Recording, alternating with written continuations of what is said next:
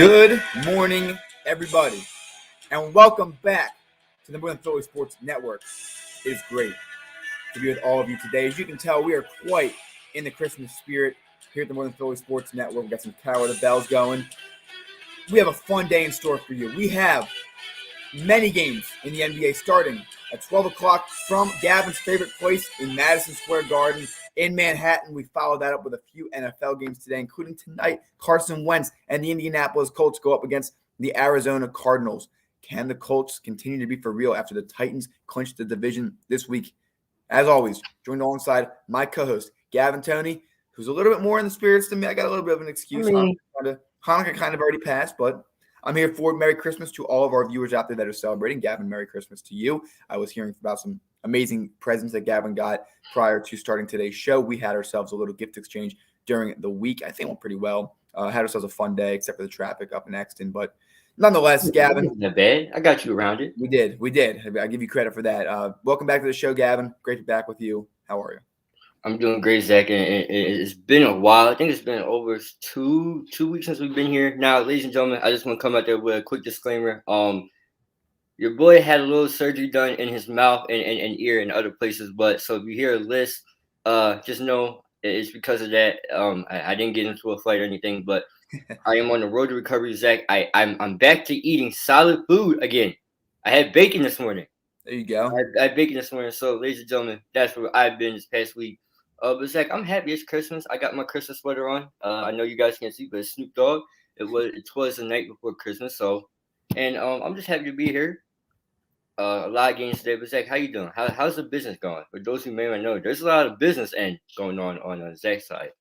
Yeah, man, busy. I'm just thrilled that we got through the semester. Of course, done with that. We got a month off now at least.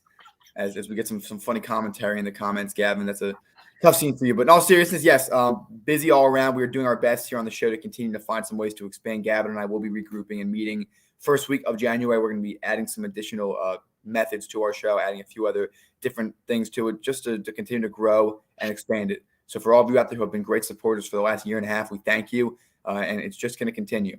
That's a surefire thing. We're going to continue to keep working towards more consistency, getting some more pre-recorded things, getting some interviews. We have a few interesting interviews that we're trying to get lined up so that we can continue, try to reignite the apparel side, of course, the donation side, and that's one major thing that we're continuing to fight and press towards. So bottom line is today, just grateful to be here. Awesome opportunity to be able to sit down with Gavin and I promised to get on a Christmas show and just be able to do what we love, talking about sports. For all of you out there that have been continued followers of us, our Instagram, our Twitter, our Facebook, stay updated because there are some very exciting things to come up in the new year. That's for sure, including some in-persons at possibly a few restaurants in Westchester. Maybe we'll start going on a few reviews of the food places. The More Than Philly Sports Network is just going to continue to grow. And I think 2022 was going to be an awesome year for the show. This is our first full year, per se, 2021 of doing it. We created just like last year. We had quite the funny moments last year. This year we've had some interesting debates, some banters, everything in between. I'm going to probably blow my lungs out today talking about the Sixers because I have a lot of problems right now with what's going on in the Wells Fargo Center for both teams. But that's kind of just my preamble, Gavin. But with that being said, I'm excited to get started today. I mean, Zach, I'm just gonna say for those, I appreciate you for sticking with us through the last couple months. I know the attendance on the talk show has been kind of low, but school winded down for us. Zach, I know we're thankful for that to be over. Zach's business adventures picked up a lot. I'm happy to hear that for him. But we will be back. Zach, I know you're about to go on vacation for a little bit, but starting in the new year, 2022, I will be here. Zach, you will be here. We'll be back. And I just got to say one thing, Zach. I got just a comment. I did not get into a fight with myself. I did not lose. All right. So you didn't lose? I mean, all right. I don't know. I'm not Tyron Woodley. All right. I'm not Nate Robinson. I'm not Conor McGregor. I didn't get knocked out. All right. Are you suggesting you want to fight one of the Paul brothers? All right, listen, they would go down in 2 rounds. All right. They don't stand a chance. They don't stand a chance. But all in all, guys, 2022, I'm really excited to be here and continue to grow and just stay with it. I know we talked about all these changes, but we now have a chance and opportunity to get those changes into effect and start putting those into action. The radio station is something that me and Zach have been eyeing up a lot that at our own personal school. So just stay with it and stay with us, and hopefully we'll be ready to go pretty soon. And Zach, I can already tell now this list it's going to be a fun show to watch back. Yeah, I can bet that for you. So with that being said, Gavin, let's get into it. Let's start today with the NBA. How we'll do it is we'll dedicate the first part of the show. We're going to talk about today all of the games that are being played on Christmas. All right, the NBA, NFL, hockey's been postponed a million times. I don't even know what's going on with hockey, if I'm being honest with you. But we'll talk about this first, and then we'll get into the Eagles talk because they've been up and down. They've been mostly up, with the exception of one bad game a few weeks ago. We'll talk about how significant that game could play into effect as some of the other teams are fighting for that last playoff spot. And then finally, we'll talk about the 76ers, who are below 500. And just a fact, and Gavin, you'll like to hear this because it was brought up because of the Lakers. No team that has ever won the NBA Finals was at or below 500 this late in the season. So with that being said, Gavin, let's get into it. Just to start today at 12 o'clock, Madison Square Garden, we have the Atlanta Hawks and the New York Knicks. The Knicks are pretty healthy. The Hawks are not healthy at all. They did beat the Sixers the other night, so they do have some fight in them, but 98 points was all they scored. Gavin, who are you taking in this rematch of the first round last year?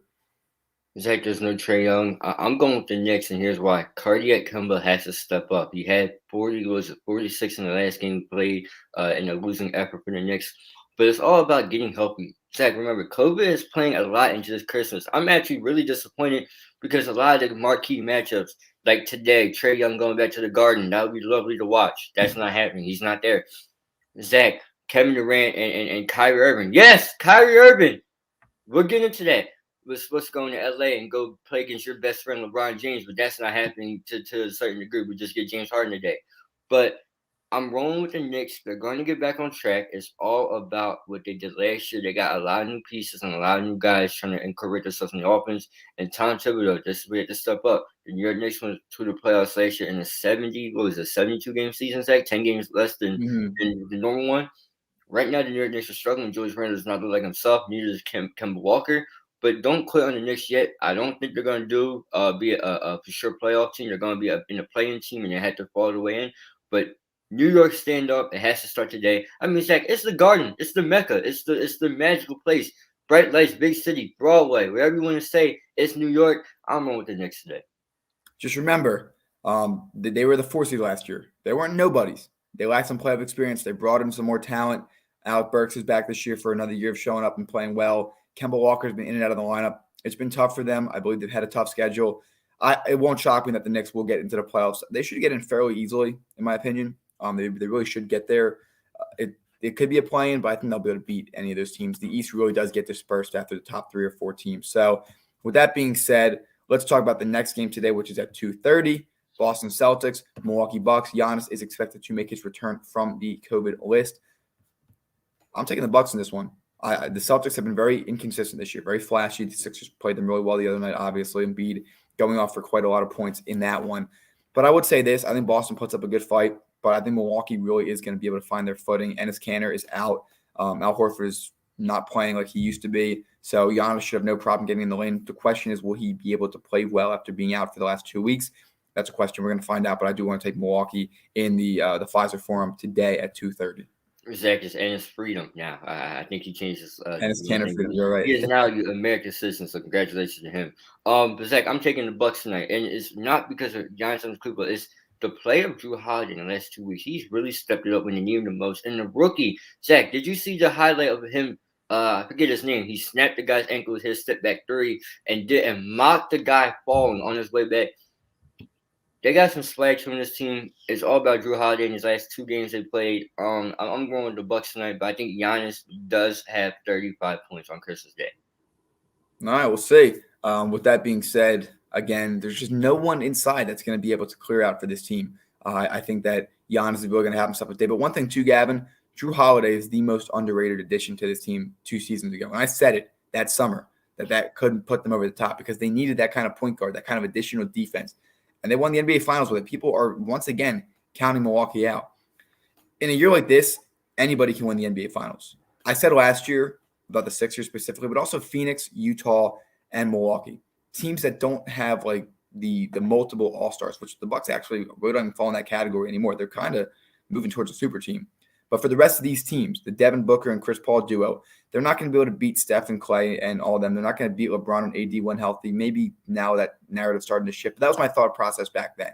This is another one of those seasons because of how COVID is decimating it, because of the fact that guys are in and out of the lineup. Kyrie can't play in home games, and LeBron and AD is inconsistent. Honestly, this is a year where any team can win the NBA Finals. So five or six seed up, any team can take home the Larry O'Brien Trophy this year.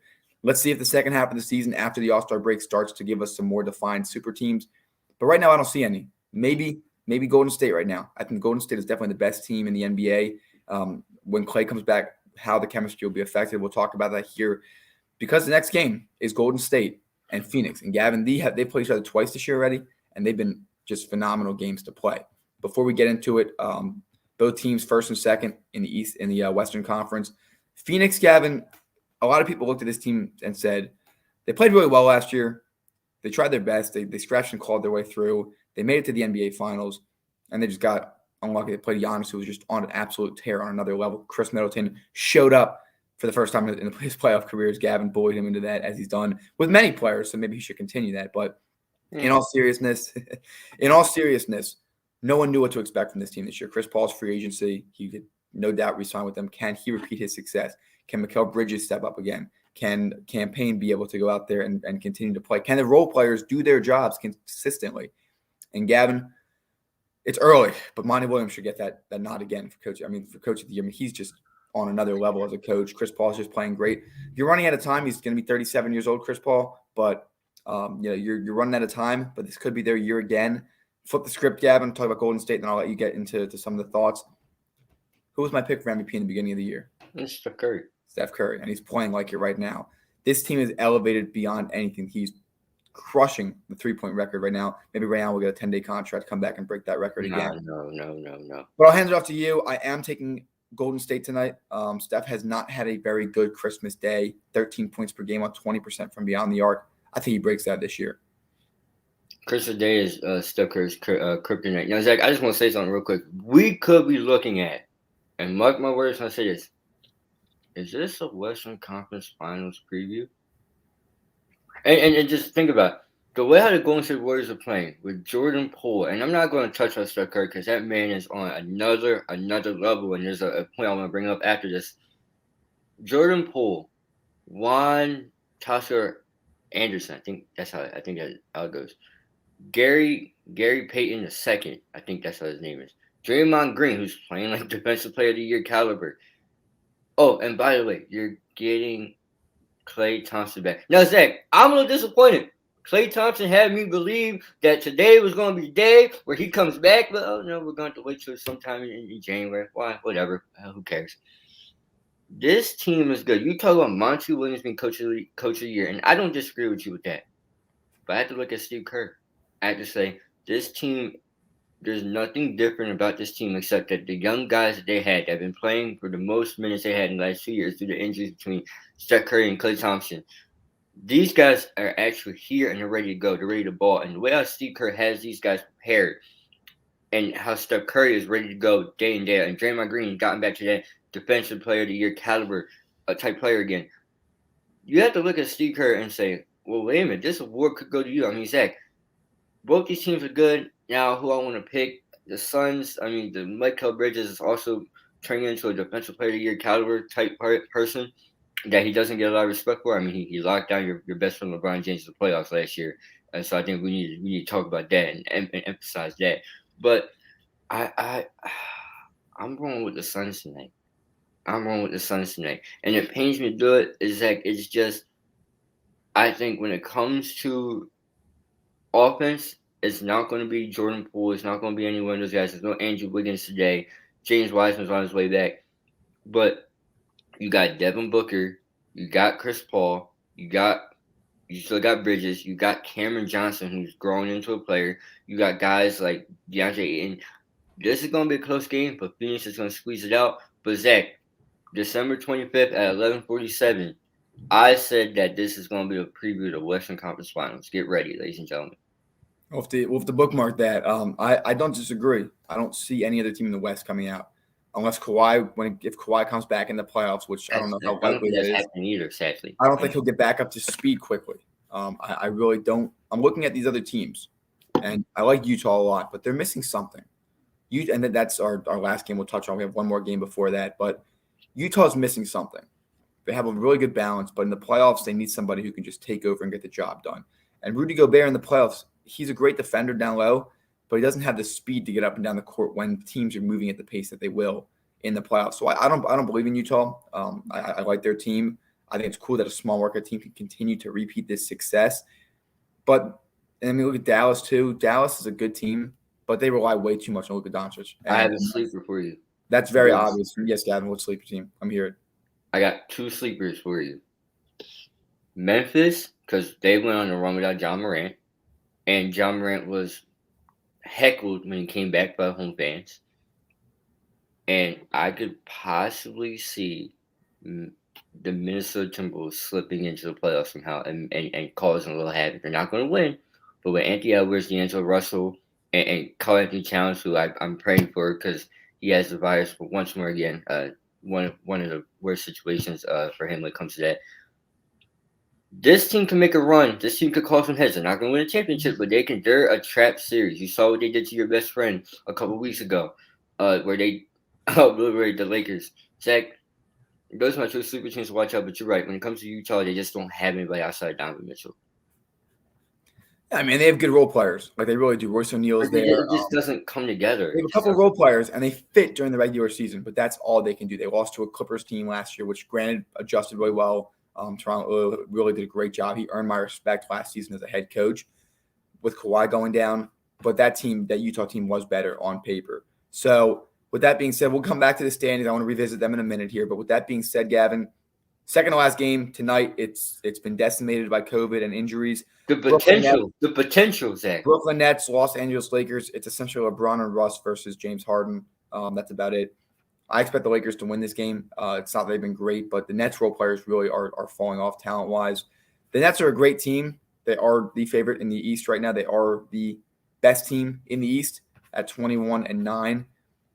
But with that being said, there's just no Kevin Durant tonight, which has really been their guy. He's been playing at a near MVP level since he returned last year. So I would say right now that I would give the Lakers the edge tonight. LeBron, I think it's very underappreciated. Yes, I'm going to talk about LeBron, Gavin. I'm sorry. But LeBron James has been on a tear this year so far. Very rough start to the season. Walking off the court, frustrations with the team losing, injuries, false positive COVID test. He's some hot water for what he posted yesterday, but that's a conversation for a different day. I agree with that one. I'm confused too. And so like he had a tough start to the year. He really did have a tough start to the year, and they just haven't been winning games. But as of late, Gavin, I'm not sure you can blame him for their woes because let's talk about his last 10 games. 36, 34, 31, 18, 24, 30, 33, 20, 30, 23 on 51.4% shooting, 34% from beyond the arc, one of the best of his career. I'm not sure you can blame him for this. And Gavin, you know you can't blame him for this because you look at the rest of the players on that team.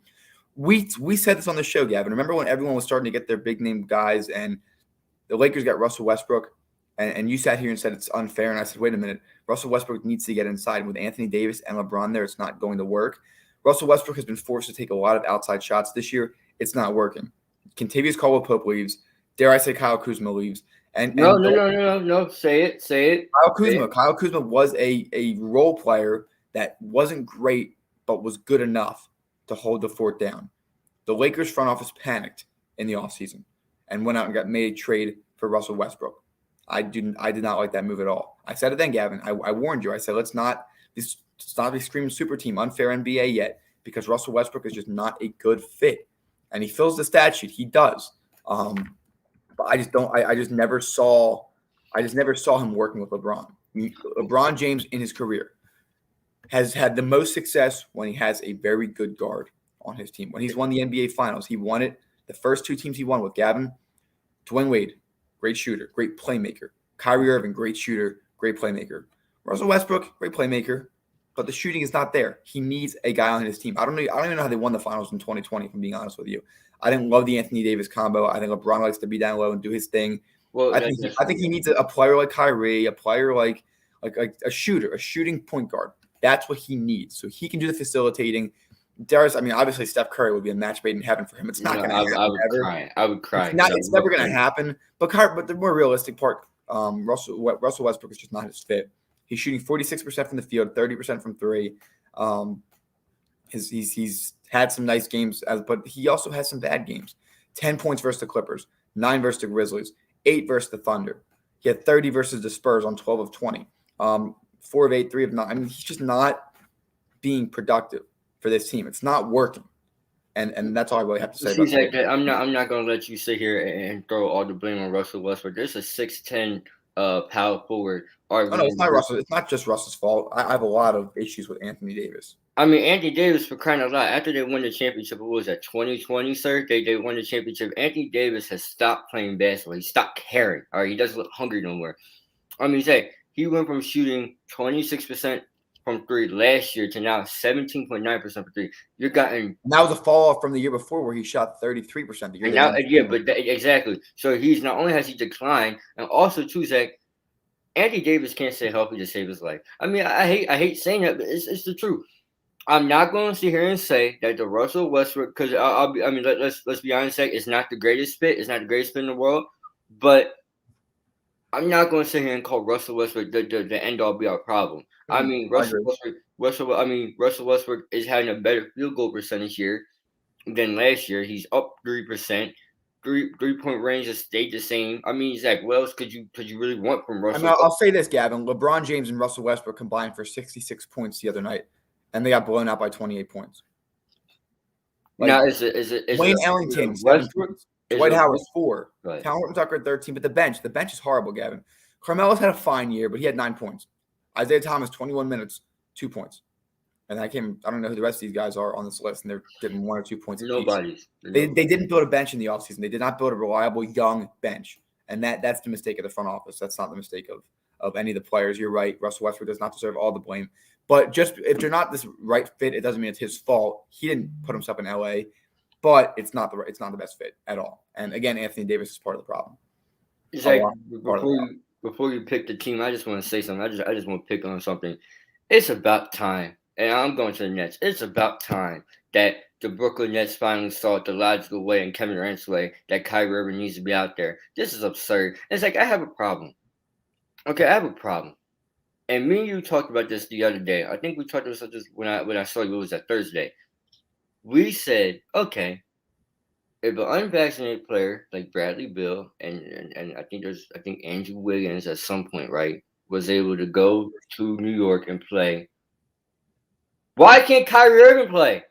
Like that doesn't understand. I don't understand that. I really believe, and this is gonna sound crazy to say it because I love this man. I believe it's Stephen A. Smith's fault. But all the criticism that Kyrie Irving that has received over the past couple months about his stance with the vaccine. And ladies and gentlemen, I'm not here forcing vaccine opinion. That's not what I'm here to do. I'm just talking basketball when I say this. But it's absurd how villainized, how dragged through the mud Kyrie Irving was over a simple thing, Zach, that me and you sat there and talked about. And now that Kyrie Irving is now allowed to play road games, which I think is a bunch of load of crap, and he should be able to play at home too, since you're allowing guys like Bradley Beal and Andrew before Andrew Wiggins got the vaccine, Andrew Wiggins, and there's probably a few other people that you won't know about because they don't make headlines. But just because it feels like the world always wants to pick on Kyrie Irving. I don't understand why. What needs to happen is they need to let Kyrie Irving play home games. I don't know how this is going to work. Something needs to give. I don't understand. And two, we need to start criticizing Kyrie Irving for that. And there's just some few people in the media that just love to bash Kyrie Irving's name through the mud about it. I don't get it. Zach, what was the energy for Aaron Rodgers when he sat there and lied to his team? It's the one thing that I'll give Kyrie Irving credit for is that he didn't lie to his teammates about how he felt. Zach, Aaron Rodgers, not only did he lie to his teams, he act like he what's the word? What was the word he used? He was immunized. He not only did he say that, was gave to people and people like us that he was vaccinated. It was cool. He was walking around like he was and put everybody at risk. And now I have to say this, like if you're not gonna criticize Aaron Rodgers and drag him through the mud, I don't want to hear another word about Kyrie Irving. I really don't want to. It's absurd, and I'm sick of it. They didn't drag Aaron Rodgers through the mud, but they dragged Kyrie through the mud. They dragged Antonio Brown through the mud, and that was a crazy situation. Zach, I'm not defending Antonio Brown by any way, but it goes back to perception. We talked about this. I want to say during 2020 about the perception on certain things and how the things are viewed, and the way how Kyrie Irving is being viewed as a monster and this, that, and the third, and Aaron Rodgers wasn't viewed as a monster. Zach, come on now. I'm sick of it. I'm glad that Kyrie Irving's back for away games. The NBA needs to look in about some players going in that's not vaccinated that go in to play in New York, because that's not fair to Kyrie Irving either. It's like, I mean, it's just a Kyrie Irving fanboy. Me, it might be, but Zach, I'm fed up with it. I call balls and strikes, Zach, and you know I do. You're right, and in that instance, you should call balls and strikes. All three of those players deserve some sort of scrutiny to an extent. If someone is to feel that way, I think that. I mean, honestly, I don't have much of an opinion on it. The reason for that is that it's not our place to create these rules or enforce them. We can have our thoughts on it, and if I can give my thoughts on it, of course, it's about transparency from the top up as far as data comes out. Players sit there, they say they're doing their own research. I think anyone who accuses someone or makes fun of someone when they say, "Oh, I'm going to do my own research," like, "Oh, where's your MD or where's your PhD?" Last time I checked, it's not your body. Like, if I'm going to look into, like, for the record, I'll admit I'm vaccinated, like, and I have no issue with it. With that being said, for someone out there who says I'm going to look into it, I respect that. You know why? Because it means you have a mind of your own. It means that you're willing to look into it. Now, if you look into it, you're going to notice that infections go down a lot. There's a 20-fold decrease if you are vaccinated, and chances of hospitalization go up when it comes to being unvaccinated versus vaccinated. Of course, the booster is now becoming a hot topic and a debate. Again, that's stuff you can discover on your own. If you look into it and you make up your mind, if you're going to make up your mind that you're not going to get vaccinated, at least have reasons behind it. Do you have to? Do people have an entitled right to have that answer? No, that's your personal business. I'm very big on privacy. I'm very big on learn to say no. Both of us. We'll learn to say anything without needing to explain yourself. And that goes for this too. It doesn't change. But with that being said, I think I think Kyrie Irving has been treated very, I don't want to say unfair, but he's been treated very negatively. Exactly. That's the word. Maybe that's the word I should use. Because unfair means that he didn't do anything to deserve it. There are many things in Kyrie's past, many players as well. There are many players in the past that have been treated negatively because of things they've done. There's people who've been treated unfair. If you are someone who does the right thing, and you get, like, for example, if someone goes out there and plays and they do something that appears to be negative when it really isn't, then you can consider it being treated unfair. But I'll admit this, and I will say it bluntly. Kyrie Irving has brought on a lot of the things that have been criticized of him on himself. And therefore, he's viewed negatively by the media. So when it came to the vaccine standpoint, he was treated very negatively. And I think that it is unfair that if other players can play, and I got to check up on that, if guys who are playing unvaccinated are playing in Brooklyn, then that is unfair to Kyrie Irving. And I think that, as you said with Aaron Rodgers, we criticized Aaron Rodgers on our show. We treated the scenario very fairly here, and a lot of the media did. It was just a very short duration. It was very quick. Kyrie's situation is dragged out because of the fact that he cannot play at all, or he's not playing at all. He will start playing now. And Gavin, I told you this before. My opinion, I've actually started to look at Kyrie more positively in the last year. I've admitted before how I've thought about him. I think that he has brought a lot of issues on himself. He left LeBron because he didn't want to be a Batman. Now he's I don't even know what the third guy's name is in the Alfred, maybe I think Gavin has used on Brooklyn. Yes. He caused issues in Boston. He left Boston. Boston did better without him. I think that Kyrie definitely can be an issue in the locker room. That doesn't mean he's a bad person. He's a great person. He donates a lot of money to WNBA salaries that he covered. There's no doubt about that. But there are definitely concerns with him. So it makes sense. It is a logical reason for people to try to attempt, at least. I'm not agreeing with this. I disagree with it, actually. I'll admit that. To attempt to say that him not getting the vaccine correlates with being a bad teammate. And I believe it was Deion Sanders who spoke out about it. A couple guys who said, get the shot or else you don't care about winning. But there are things bigger to life than winning. And Kyrie Irving has shown that. He shows that there are things more important than the game itself. He has shown through a lot of things about that when it comes to showing the way that he feels about helping people and extending a hand out to help people and do things like that. So I think he's been treated very negatively. I wouldn't necessarily say it's unfair. But yes, at this point, the NBA, I'm not sure at this point, the science behind forcing a vaccine on people. I think at this point, in my opinion, we are seeing people test positive for COVID with the vaccine. My personal view is in a lot of cases, the vaccine, according to the research I've read, which I would hope that is accurate, which I trust, or else it would be criminal. But I've seen a lot of situations where they're claiming that hospitalization and deaths are down. Therefore, in my opinion, the vaccine would then be a personal choice, and the people around you getting the vaccine wouldn't necessarily wholeheartedly affect it. It could decrease the chance of infection and spread. But at that point, I think it's not my place to speak on it, is my point. But I am going to get my thoughts out there because for us on the show, it matters.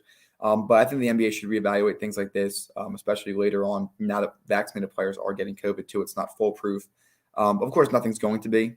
It's just, once again, a tricky scenario because this time we have spread as rapid as it was when we shut down. But this time we're not shutting down. We need to figure out ways to mitigate and get through it. And I don't know where the end is. None of us do. But for all of us who have been through the last 2 years, it's been unique. And in the sports world, every day it changes. So our opinion today, what we say today, it can be completely turned on its head in 24 hours. Zach, I'll just keep it short and sweet. Free Kyrie Irving. I'll just keep it just like that. Free Kyrie Irving and Zach. I'm going with Brooklyn tonight. I like the underdog. I like the underdog story. All right, and again, I'm taking LA. And this is the final game, by the way. The final game ever to be played in the Staples Center. It is officially changing to the crypto.com. That's disgusting. They almost have it officially rebranded, but tonight will be the last game with Staples Center. Of course, you can't think about this whole thing and not think about the late, great Kobe Bryant, the man who built that house for this generation.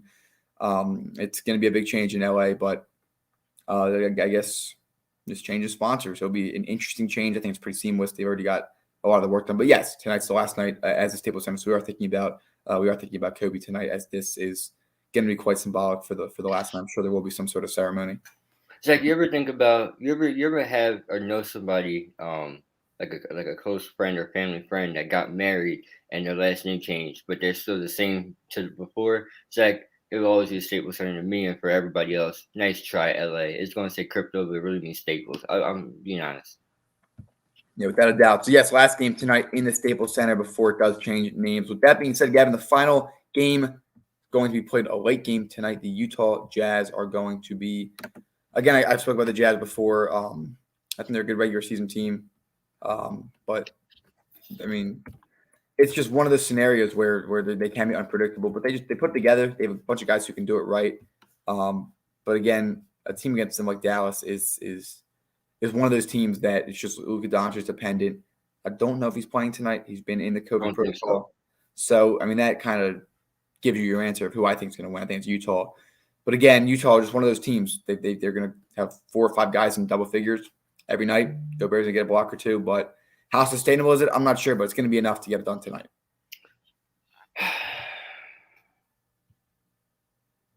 A team that's dependent on Luka Doncic, Kristaps Porzingis has been in and out of the lineup and ultimately ineffective. A team that looked like it was turning up in the right direction with Tim Hardaway Jr. gave him some money, hasn't really done much as this season. Zach, I'll just make it easy. I'm going with the Utah Jazz tonight. I think that just a short-handed team that depends on one player won't be able to get the job done tonight. It's not going to be a blowout. I'm going to give them respect. I think they're going to lose by 15 points tonight. Actually, Zach, I'm so confident in this pick. I'll give you a score. I'm going to go 115-100. All right, yeah. Again, I mean, Dallas. I mean, their role players should deserve their respect, but we all know that Luka is holds the keys to that kingdom, to say the least. Yeah, right. So, with that being said, that wraps up about all of our talk in the NBA world. Coming up after this, starting at 4:30, Baker Mayfield out of COVID protocols, Myles Garrett out of COVID protocols. The Cleveland Browns, 4:30, take on the bad man Aaron Rodgers and the Green Bay Packers in Green Bay. Gavin, Christmas Day in Lambeau. Does it get better than that? And finally tonight, the Indianapolis Colts and the Arizona Cardinals in the desert. It's Zach Ertz. It's Carson Wentz. Their reunion. No Eagles game in sight. Stay tuned. We are now offering a new product on our Teespring. Wear a mask in public. We are now supporting a custom designed mask with our logo on it. Purchase it today, and 10% goes to a foundation of our viewers' choice. It offers a full nose and mouth coverage, Single-sided print, includes 2 2-inch elastic ear loops, non-medical grade product, and finally, $1 from every mask sale is donated to a nonprofit to feed children in need. Enjoy today's episode. Buy your mask for the new year. We were actually really close to disbanding that ad in like June of last year, but I guess it's hanging around. Gotta keep it. Back to it, Gavin. The NFL today. It is week 16. There's still 2 weeks left after this. How about that? The extra games starting to come in. The last games of 2021 today and tomorrow. Gavin, let's start with it. Browns, Packers. The Browns are healthy tonight, but nobody's beating Green Bay. Give me the Packers. Green Bay's on another level, Zach. That bad man Aaron Rodgers, the one I just also criticized in the last segment. Zach, I'm still a big fan. But Devontae Adams and Aaron Rodgers had this special connection. They're going to get help in the defensive side of what with Zaire Alexander, and you're getting one of the Smith brothers back. I think it's Zadarius Smith. Zach. Baker Mayfield, no Baker Mayfield. Kevin Stefanski, no Kevin Stefanski. Ain't no much run. You can't run the football. I don't care. You're losing tonight. I got Green Bay 31-14. Big blowout. Let's see how that defense holds up tonight. Nick Chubb, Kareem Hunt in the backfield. Of course, running has been their weakness, the Packers defense, that is, over the last few years. Let's see if they can get the stop tonight. The next game on our list, Gavin, all of a sudden the Indianapolis Colts are coming out of the forest. They started off really bad this year. They've really turned it around. And no, it's not because of Carson Wentz as much as I want to believe that. It's because of Jonathan Taylor, a running back that very much so needs to be in the MVP conversation. The Cardinals right now are on a downfall. The Colts are on their way up. And the Colts have had some impressive wins the last few weeks. Jonathan Taylor, Gavin, at some point he's got to get slowed down, right? But I don't think it's going to be tonight. I think they're going to get the win tonight. They've been taking care of business. They've been destroying the bad teams, hanging around with the good teams. They crushed the Bills. They didn't crush the Patriots, but they held firm control of that game. I'm going to take the Colts in a close one. I'm going to say 24-21 game-winning field goal by Rodrigo Blankenship. See, Zach, you know what hurts? The fact that Jonathan Taylor is the best player in the game right now, outside of quarterback. There's no offensively, because Zach, defensively, I stand with Micah Parsons and everything he's doing there. But he won't get this award. And it pains me to say it, because this MVP award, they should just change it to most valuable quarterback, because a non-quarterback would never win this award. It's hard. I think he deserves it. Why? That they went on a run, and that run, I think he scored a touchdown in, 8 straight weeks? Or it was 100 yards in it's longer. It might be longer than 8. I'm looking back. Ever since the Dolphins game, October 3rd, 1, 2, 3, 4, 5, 6, 7, 8, 9, 10, 11 straight games. 11 straight games with either 100 yards or a touchdown. Zach. I mean, that's unheard of. But you won't win your award, ladies and gentlemen. It pains me to say, Kyler Murray, you do the second is like this team was undefeated, and you would never know that. This team was never really talked about as a serious contender because of the offense and the defense. Zach, you have names on the offense: Kyler Murray, DeAndre Hopkins, James Conner, who has a resurgence this year. Guys like AJ Green, who's there. Larry Fitzgerald, Zach Ertz, the team. Zach Ertz is there. What hurt Arizona the most is that loss last week, where the Detroit Lions just pounded the football down your throat and you couldn't stop it. It's like it wasn't even the 2 running backs that they had. It was a 3rd string running back to do it. Versus a team that runs the football, it's like, I'm gonna go with the Colts, and I'm not going close. No DeAndre Hopkins. This Colts defense is starting to band together. They went from not being able to stop nobody to bend and don't break defense. They're causing turnovers. Picked out Tom Brady twice. Zach, 37-14. That's what I'm rolling with tonight. The Colts will rise to 9-6 if they do that. They are continuing to have their resurgence as a team. And just to recap, Gavin, Jonathan Taylor, by week, his yards, 56, 51, 64, 103, 53, 145, 107, 70, 172, 116, 185 with 4 touchdowns, 83, 143, and another 170. 1,500 yards on the season. That's an MVP. I don't. Who else is MVP? Rodgers. Like, Rodgers is playing great, but I understand. Like I'm not disagreeing with you, Zach. You know I'm all for it. I'm actually I can make a case of and Michael I'm probably the Carter. most anti-running back person in this room. Oh, And I'm you are. also You rooting are. for Jonathan Taylor to get MVP. I think he should get. I think he should win it. Zach, the people's MVP is Jonathan Taylor, but the league's MVP is probably going to be Tom Brady or Aaron Rodgers. It's a QB contest. It always has been. It's a QB award. Always will be. You So can make a case for Michael Parsons, but yeah, and he'll get defensive rookie of the year, defensive player of the year. Not sure if he'll stand on that, but let's talk about the rest of the games. We got a couple other games to unpack. We also got the Philadelphia Eagles, and we'll put a wrap on today. But let's start with the Lions and the Falcons. No Jared Goff tomorrow. I'm going to take the Falcons in a close one. I think the Lions will put up a good fight. But Gavin, 2 questions. Of course, pick who you want to win. And do you think the Lions are now starting to move in the right direction with Dan Campbell? yes for the second question, and I'm going with the Falcons, Zach. But Dan Campbell, it's all about the heart and the fight. You have a head coach that believes in it, and your team is going to believe in it too. I think they'll turn it around. It's going to take a little bit, but I don't know if Jared Goff is the right guy for that turnaround. But there's no quarterbacks in this draft for you to even get a taste. But Zach, I'm going with the Falcons. All right, next game, Rams-Vikings. The Eagles need a Rams victory. No Dalvin Cook tomorrow. I'll take LA. I'm going to take LA, Matt Stafford, and Cooper Kupp. Cooper Kupp is another guy that you could talk about offensive player of the year. Sneaky good, Zach. Sneaky good. 13, 11 catches. Now, it doesn't help that Matthew Stafford, of course, feeds him the ball. But, Zach, the offense looks figured out. The Rams will later be back on track. No Dalvin Cook. Kirk Cousins is still useless, in my honest opinion. So, I'm going with the Rams. All right, the next game, Jags and Jets. The Jets are slowly starting to move in the right direction, Gav. I think they're in a much better position as a franchise than the Jacksonville Jaguars are after firing head coach Urban Meyer last week. I'm going to take the Jets in a close, low-scoring game, 15-10. I mean, I don't understand how people like him can get a head coaching job. Kicking kickers, I don't get it. Zach, I know we're going to need another day to explain my thoughts on Urban Meyer, why he's a joke and he's a fail. Arguments Adam Gates like an angel. Zach, I'm rolling with the Jaguars. I'm rolling with the Jaguars. Here's why. You ever heard that song? I can see clearly now the rain is going. Yeah, the hurricane is over with. It has to be sunny at some point. It's the holiday season, Zach. I'm in a cheerful mood. I'm going Jacksonville 21-18 or 20. Alrighty. Excuse me. All right, next game, another big one tomorrow, 1 o'clock, Bills and Patriots. The Patriots had the last laugh, but I think Buffalo finally gets back on track and gets the job done in a much-needed win in a divisional game. Zach, the Buffalo Bills sounded like a couple of weeks ago after the Patriots ran the ball like 45 times. That sounded like the ex that couldn't get over and is still upset and still jealous over the fact that they're not together.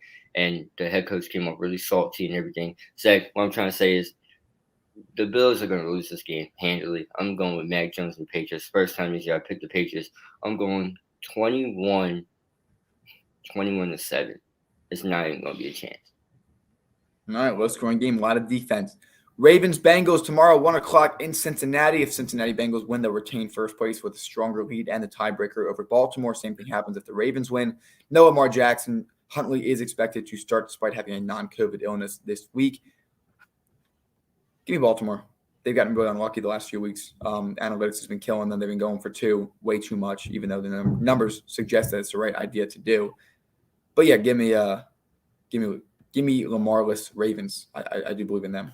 Well, Huntley is something special to watch, and I wouldn't be surprised if if I'm Baltimore, I wouldn't try to move him. But there's some teams that probably would look at him and say we could use this guy. But Zach, I'm going with Joe Burrow and Jamar Chase. It wasn't close when Baltimore and when Baltimore played the Bengals the first time. But it's all about consistency. Last week we saw how tough it was for the Bengals to survive the 49ers tiebreak. I think they lost that week. But Zach, give me Baltimore. Give me the Bengals because this injuries deplete, and at some point the hurt dog will. You can't always win. They're gonna make it look close, but it's not gonna be. We'll say I think they're overdue for some good luck because it's been a miserable last 2 or 3 weeks for them. Chargers, Texans. I smell an upset. I'm going to go with it. Give me Houston by a score. I'm going to take the Houston Texans over the LA Chargers. I think they're going to catch them on a week where they think it's too easy, and Houston is known to go off every few games. So I'm going to say it. I'm going to call an upset. Call me crazy, get my crazy hat on, but give me Houston. Don't worry, guys. I'm all good. I don't know what Zach's on today, but I'm good. Listen, I almost picked the Jets over the Raiders last year. They should have won. Did you have Jets Rams? Did you take the Jets last year versus the Rams? I think I did. So. Didn't I? No. I Okay. Anyway, simple. I'm gonna take the Chargers by handily. It's not even gonna be close. Don't even touch it. Don't put the game on Zach. Buccaneers, Panthers. The Bucks injured, need to bounce back. Panthers, no one even knows where they are. I'm taking the Bucks still. I trust experience. Zach, whatever you're on, just pass over to me. I'm taking the Panthers this weekend. There's no wide receiver except for Antonio Brown and Rob Gronkowski. This has the potential to be an upset. I like it. I'm going with it. There's no one on Carolina that's going to be. I don't think Cam Newton's going to be able to put it out. Zach, I'm going with it. I have to. I got to go with it. All right, the next game, the battle of descending franchises. Both franchises in an absolute free fall. The Chicago Bears, Seattle Seahawks tie. They're going to tie. I don't even know. This is a miserable game. A few years ago, it was not miserable, but Seahawks should win this game. They're trying to put some stuff together. They need to show some life before the end of the season to save Pete Carroll's job and to keep Ross from requesting a trade after he yanked his no-trade clause in the offseason. Give me Seattle on this one. Zach, the greatest news came out Go ahead. 13-9. Zach, the greatest news came out yesterday that Ryan Pace, the other general manager, and Matt Nagy's job is not secure. Shouldn't be. It shouldn't be. They should be fired tomorrow. I'm rolling with the Seattle Seahawks just because Nick Foles is in the game, and that doesn't mean absolutely nothing for me no more. I'm going 23-14. But it's 2 touchdowns for Chicago. That's a lot. Look, Zach, it's going to be a defensive touchdown. Broncos, Raiders. In Vegas.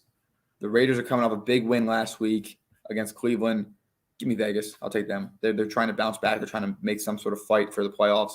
They deserve it after everything they've been through, if I'm being honest with you. I'm gonna take Vegas. Heartbreaking what was it last week, Zach, with the loss of Demaryius Thomas. You hate to see it. I'm rolling with the Raiders. Derek Carr continues to show why leadership matters and fighting. And I think you get Darren Waller back this week. I know you just lost your safety, Jonathan Abram, for the rest of the year. But, Zach, this team's been through a lot. They have. So, any Raiders, small, whether they make the playoffs or not, if you're the owner, Al Davis or Mark Davis or whatever his name is, I know he's not a great owner either. But you got to be happy with your team and how they were able to. They really are. Derek Carr's really been fighting through. He's been their guy for a while. Next game on our list before we get to the prime times, Steelers and Chiefs. The Steelers are putting up a fight. They are not being looked at as a team that might be as good as their record shows. Very underrated this year. Not a lot going on for them, though. I'm taking Kansas City. Mahomes by a long shot. Zach, he's back somewhat. The defense is definitely here. Give me Patrick Mahomes. The Chiefs don't stand a chance. The Chase Claypool is a joke. That's all I'm going to say. That part's true. Yes, the Chiefs are back to where they should be. I am not worried about them. They should be the favorite to come out of the AFC. But yeah, Kansas City, I'll take. It's going to be a close game, though. And the next 2 games, Gavin, these are just abysmal. Why are these on? Isn't this the time of the year to start flexing games? Washington and Dallas is Sunday Night Football. I would put, if I was the league, Bills, Patriots, I would put on Sunday Night Football. Why? You're just going to run the football again. Why would you? It's boring. I mean, would you rather watch Washington and Dallas on Sunday night? I mean, you're waiting all day for Sunday night, and you're going to watch. That was a close game, Zach. We were there. It was close. No, but nonetheless, Washington, Dallas. Dallas should win this game. If they do win, they will clinch the NFC East. So as an Eagles fan, would want them. I guess they to lose. Washington's not really in a position where they can come back and win the wild card spot after falling to 6-8. I will take Dallas. They are the better team. They should clinch the division tomorrow, which puts the Eagles' goals pretty much in the forefront.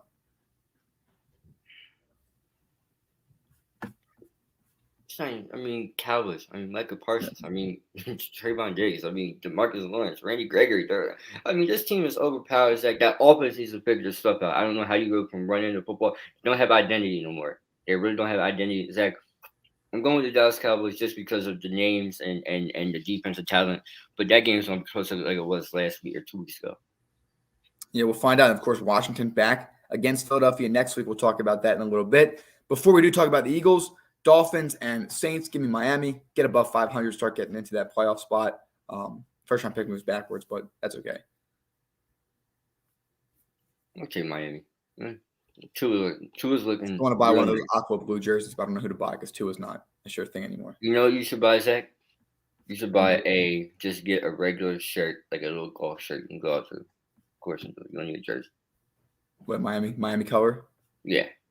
Miami, their teams are the best. I have to say this before we get to the Eagles. Miami sports teams have the best color combinations. The Miami Vice colors. The Marlins even have a couple of those like orange and pink kind of colors. And then, of course, the Dolphins have the aqua blue, which I love. And their orange jerseys. Their orange jerseys are nice, too. No debate. That's saying. City of Miami, I'll be like 100 miles, no, like 70 miles from it this week. 295. Look, guys, he's going to Tampa. I'm coming too. Little does he know. Oh, I know, right? So finally, the next game, the final game on our list, Philadelphia Eagles, New York Giants. Gavin, let's recap the Eagles. Ever since that horrible game in Las Vegas, I have almost no complaints about the Eagles. They've won every game except for 2. They lost to the Chargers in a game that I thought they played very well in. They lost on a field goal to a much better team. The New York Giants game was awful. And Jalen Hurts hopefully has gotten the wake-up call since then. He's played flawless since, with the exception of the first quarter last week. Gardner Minshew comes in against the Jets, plays very well. Shows what this team can do. It is just the Jets, but it does put a little pressure on Jalen Hurts. Jalen Hurts, being Jalen Hurts, responded very well. Nick Sirianni still out with COVID protocols, unsure if he'll have the negative test necessary to return to the sidelines tomorrow.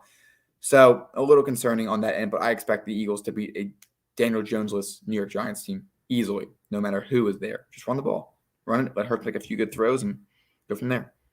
Zach, they have identity. Going back to early in the year, this team didn't have identity. Tried to pass the ball, didn't work, and then when they ran the ball late, didn't work. Zach, I think when they found their identity was when we were all in attendance. Go back to New Orleans. Go back to New Orleans versus the Eagles, where Jalen Hurts rushes for 3 touchdowns on the ground and a nasty juke move, and Jordan Howard runs the ball down the throat. And even though Miles Sanders had 2 fumbles, running the football is this team's identity. It always has been and always will be.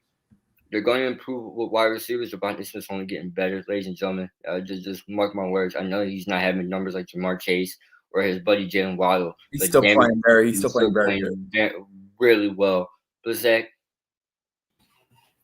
Jalen Hurts could be a quarterback for the remainder of the season, and for the rest of the franchise moving forward. You just I'm not sold yet, but I'm not sold on anybody. So is it good enough to get by this draft? Yes. Could you at least that's what I meant. No doubt about it. Okay, that's fine. I'll take year 3 of Jalen Hurts and this team year 2 with Nick Sirianni over any of those rookie quarterbacks. And that's fine. That's fine. No doubt about it. Spencer Rattler's gonna come out in a couple of years, you know. Spencer Rattler who's he going to? South Carolina. I was talking to some South Carolina. He's ruining. They were happy about him going to South Carolina. I'm like, he's not that good. Let me tell you something real quick. That's ruining Greg Dawn Staley and what they're building over there in South Carolina. They don't want that garbage and Spencer Rattler over there.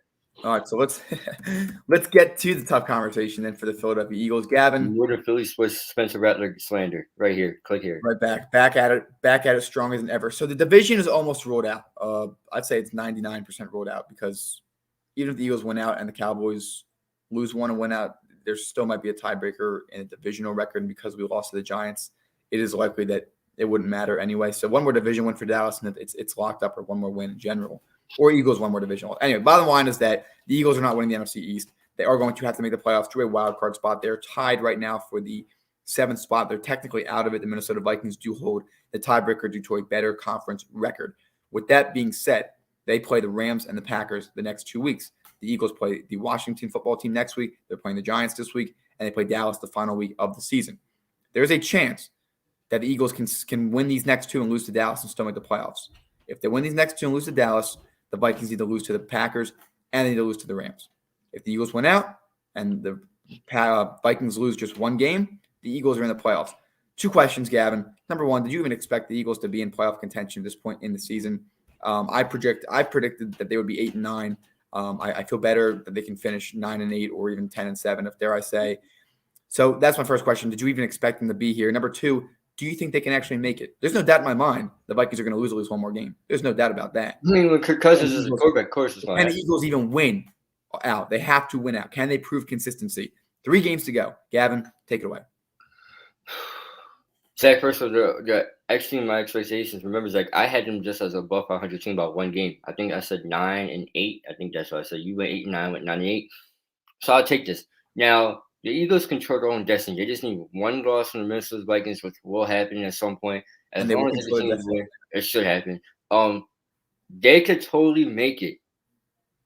This is a team where you don't want to play. Zach, you look at this team and you say, well, who do they have? This is a trap team. You play against a team that can't stop the run or isn't a great run stoppers on any given Sunday. The O-line. It's the bread and butter 99% of the time. A team is big boys on the left side. And Mailata and Dickerson, they are not human. They are aliens, and I wish I was that tall. So good. Jeff Stoutland deserves a lot. Could you imagine me being 6'9", 6'8", maybe not weigh as much, would be walking around, campus like this? Don't want to talk to me. No, don't talk to me. But Zach, run the football, stick to your bread and butter. You control your own destiny, especially a guaranteed loss is coming. And once again, Zach, I will be giving the skull claps to the Minnesota Vikings fans when they sell again. I mean, remember Zach, $84 million for one playoff appearance. They have one win in that time. They beat Saints. They beat the Saints a couple of years ago in New Orleans, and then they went on and got crushed by the 49ers. Absolutely destroyed. All right, so let me pull up. I'm going to go to the NFL site and find the playoff picture so we can kind of recap it. If the internet web wants to load. It's not loading. Thank you, NFL website, for working so well on Christmas. Merry Christmas. Zach, we almost went a full show without. It's been a while too, not cool. But yes, bottom line is that even San Francisco is still in the conversation as far as things go when it comes to being in and out of the playoffs. If I can look here and find it, because for some reason the site reset. But again, Cowboys 3 seed, Cardinals are 4 seed, Rams are 5. But right now they are 8-7.